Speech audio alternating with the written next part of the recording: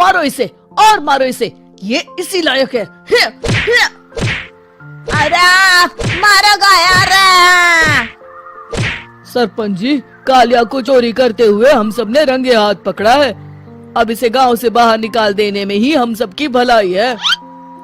तो देर किस बात की है, अभी इसे धक्के मार के इस गांव के बाहर का रास्ता दिखा दो। अरे सरपंच ऐसा मत करिए, मुझे एक मौका और दीजिए, मैं दोबारा कभी चोरी नहीं करूंगा। लेकिन गांव वाले उसकी एक नहीं सुनते और उसे मार मार के गांव की सीमा के बाहर निकाल देते हैं। मेरी कमर दर्द के मारे मेरी जान निकली जा रही है। कमबख्तों ने जम के धुलाई की है मेरी। अरे भगवान करे इनके गांव में भूचाल आ जाए, धरती फट जाए और सब गांव वाले उसमें समा जाए। चलते चलते कालिया जंगल में पहुंच जाता है। उसे वहाँ एक प्रयोगशाला दिखाई देती है। अरे इस जंगल में ये अजीब सा दिखने वाला घर किसने बनाया है, चल कर देखना पड़ेगा। कालिया प्रयोगशाला के पास चला जाता है। दो वैज्ञानिक प्रयोगशाला में बातें कर रहे होते हैं। बधाई हो डॉक्टर चमन, आखिरकार हम दोनों ने मिलकर एक ऐसी घड़ी का आविष्कार कर लिया है जिसे पहनकर कोई भी इंसान गायब हो सकता है। हाँ हाँ, तुमने बिल्कुल सही कहा डॉक्टर जर्माटो। अब कल सुबह ही हम इस जंगल से निकल जाएंगे, लेकिन उससे पहले आज रात के खाने का बंदोबस्त करते हैं। हाँ हाँ, मुझे तो बड़ी जोरों से भूख लगी है, चलो चलते हैं। दोनों वैज्ञानिक वहाँ से चले जाते हैं। उनके जाते ही कालिया प्रयोगशाला में दाखिल होता है। अच्छा तो ये बात है। कालिया बड़े से कांच के अंदर रखी घड़ी को बाहर निकाल लेता है और अपनी कलाई पर बांध लेता है। फिर घड़ी में लगा बटन दबा देता है। कालिया को एक जोरदार झटका लगता है।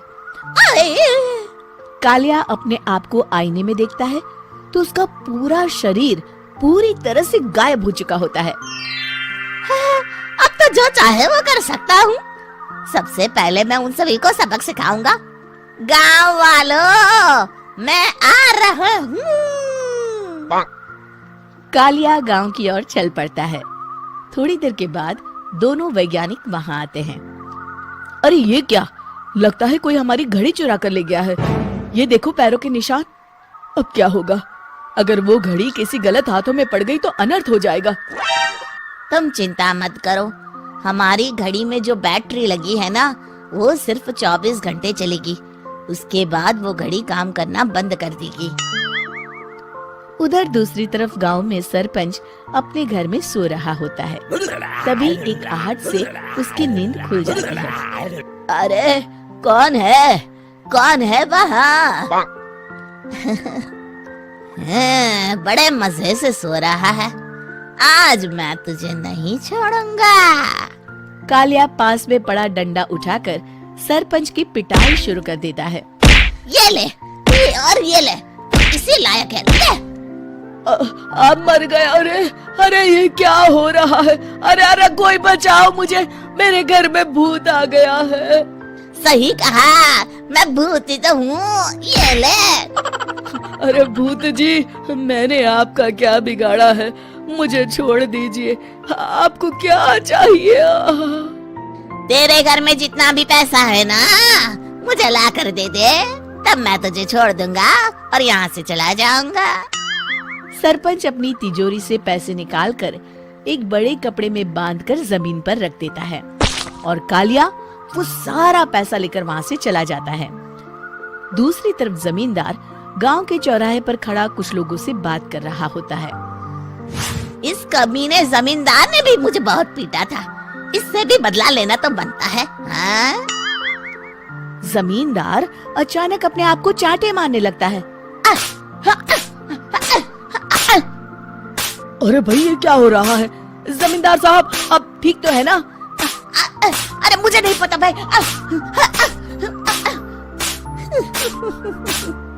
अरे मर गए रे, ये तो पक्का किसी भूत प्रेत का काम है।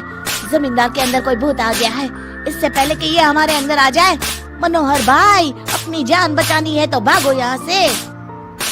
ये क्या? अरे बाप रे बाप, मुझे तो भूतों से बड़ा डर लगता है। मैं तो चला यहाँ से। अगली सुबह इस घटना से पूरे गांव में दहशत फैल जाती है। सभी गांव वाले आपस में बात करने लगते हैं। अरे भाई, पता नहीं कहाँ से हमारे गांव में एक भूत आ गया है। उसने कल रात को सरपंच और जमींदार की खूब पिटाई की और उनके सारे पैसे भी लेकर चला गया। हाँ भाई हाँ, ये भूत तो मुझे बड़ा अजीब लगता है। मेरी समझ में नहीं आता कि भूत उन पैसों का करेगा क्या। अरे तेल में पकोड़े बना के तलेगा, बेवकूफ। इस बात की चिंता करके कहीं वो भूत हमारे घर में ना आ जाए। तुम बिल्कुल सही कह रहे हो आर्या, मैं भी इसी बात से घबरा रहा हूँ। अच्छा, अब मैं अपने घर जा रहा हूँ। तुम सब भी अपने अपने घर चले जाओ, उस भूत का कोई भरोसा नहीं है। हाँ। तीनों वहाँ से चले जाते हैं। दूसरी तरफ कालिया सारे पैसों को एक खंडर में छुपा देता है। इतने सारे रुपए तो मैंने अपनी पूरी जिंदगी में एक साथ कभी नहीं देखे। इस तरह कुछ दिनों में मैं अमीर बन जाऊंगा।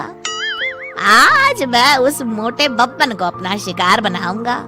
सुना है दहेज में बहुत सारे पैसे और गहने मिले हैं उसे। रात होते ही कालिया बब्बन के घर में घुस जाता है।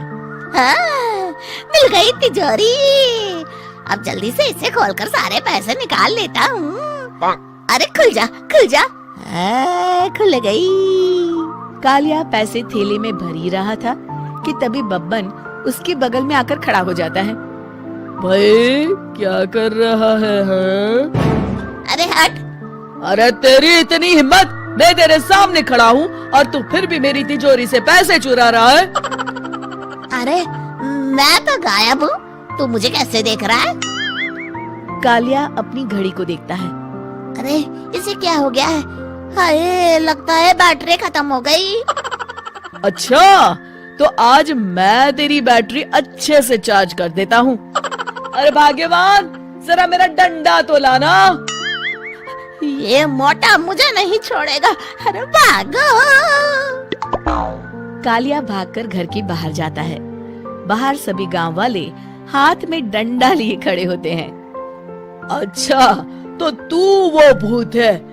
मुझे माफ कर दीजिए सरपंच जी, मैं आपके और जमींदार जी के सारे पैसे लौटा दूंगा और आज ही हमेशा के लिए ये गांव छोड़कर चला जाऊंगा।